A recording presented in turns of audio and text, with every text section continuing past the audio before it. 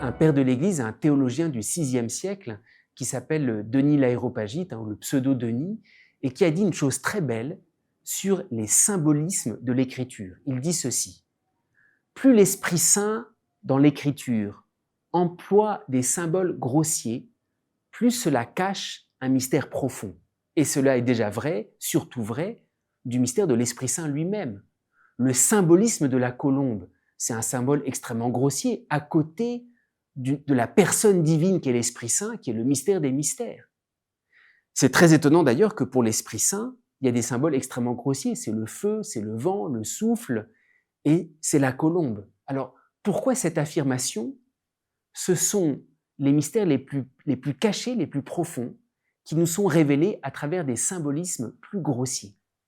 Il y a comme 3 raisons à cela, explicite Denis l'Aréopagite. La première raison, c'est que comme cela, on ne peut pas se tromper. Il n'y a aucun doute sur le fait que l'Esprit Saint n'est pas une colombe, c'est un symbole. Il y a des symboles plus élaborés, où il y a des images plus élaborées, par exemple la puissance. On risque de se tromper. On voit la puissance d'un homme, on pense que Dieu est puissant, on pense qu'on sait ce que ça veut dire. L'avantage de se servir d'un symbole grossier, c'est qu'on sait que l'Esprit Saint n'est pas une colombe, c'est une manière de parler.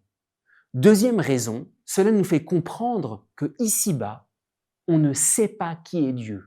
Se servir d'une colombe, c'est pour nous faire comprendre, on se sert de symboles, parce qu'au fond, on ne sait pas qui est l'Esprit Saint.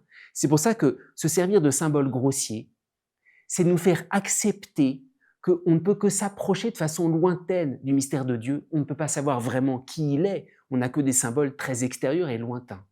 Et puis, troisième raison, en se servant de symboles grossiers, on cache le mystère. Alors, la colombe, c'est la simplicité, soyez prudents comme des serpents et simples comme des colombes. Mais avec ce qu'a dit ce père de l'Église, on comprend qu'il y a un abîme. Lorsque l'Esprit Saint se manifeste à travers ce symbole de la colombe, c'est pour nous faire comprendre la simplicité de l'Esprit Saint est tout autre que celle de la colombe. En fait, en se servant de symboles, on doit faire passer l'amour devant, en acceptant que la connaissance qu'on a de l'Esprit Saint n'est rien, on ne peut y entrer qu'à travers l'amour. C'est ça le symbolisme, c'est que du point de vue de la connaissance, on ne sait pas grand-chose sur l'Esprit Saint, mais on peut déjà en vivre.